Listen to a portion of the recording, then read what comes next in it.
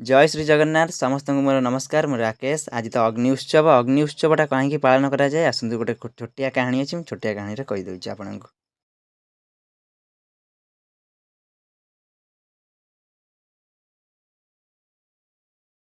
ଯେତେବେଳେ କଂସ ଶ୍ରୀକୃଷ୍ଣଙ୍କୁ ମାରିବା ପାଇଁ ବହୁତ ଅସୁରମାନଙ୍କୁ ପଠାଇଥିଲେ, ସେତେବେଳେ ସବୁ ଅସୁରମାନେ ତ ଫେଲ ମାରିଯାଇଥିଲେ ଓ ସବୁ ମରିଯାଇଥିଲେ।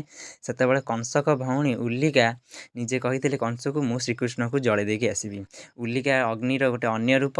ଉଲ୍ଲିକା ଯେତେବେଳେ ଶ୍ରୀକୃଷ୍ଣଙ୍କୁ ମାରିବା ପାଇଁ ପହଞ୍ଚିଥିଲେ, ଶ୍ରୀକୃଷ୍ଣଙ୍କୁ କୋଳରେ ଧରି ନିଜେ ବସେଇଥିଲେ ତାଙ୍କ କୋରରେ, ସେତେବେଳେ ଶ୍ରୀକୃଷ୍ଣ ନ ଜଳି ଉଲ୍ଲିକା ହିଁ ଜଳି ଯାଇଥିଲେ। ଆଉ ସେଇଦିନ ଠାରୁ ଅଗ୍ନି ଉତ୍ସବ ସବୁ ରାଜ୍ୟରେ ପାଳନ କରାଯାଏ। ଆଜି ଆମ ଗାଁରେ ବି ହେଉଛି। ଯଦି ମୋର କିଛି କହିବାରେ ଭୁଲ ରହିଥାଏ ଆପଣମାନେ ମୋତେ କ୍ଷମା କରିଦେବେ। ଜୟ ଜଗନ୍ନାଥ।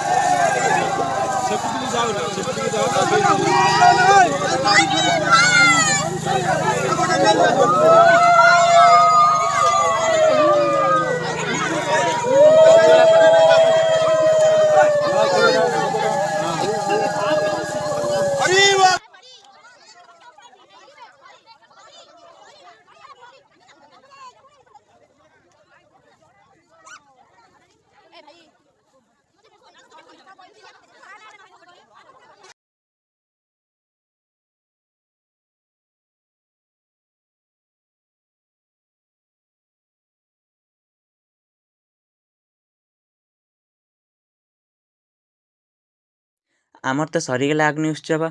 ଆପଣମାନେ ଯଦି ମୋ ଭିଡ଼ିଓ ଦେଖିଥିବେ କମେଣ୍ଟ କରିବେ, ଲାଇକ୍ କରିବେ। ଜୟ ଜଗନ୍ନାଥ। ଭଗବାନ ସମସ୍ତଙ୍କୁ ଭଲରେ ରଖନ୍ତୁ।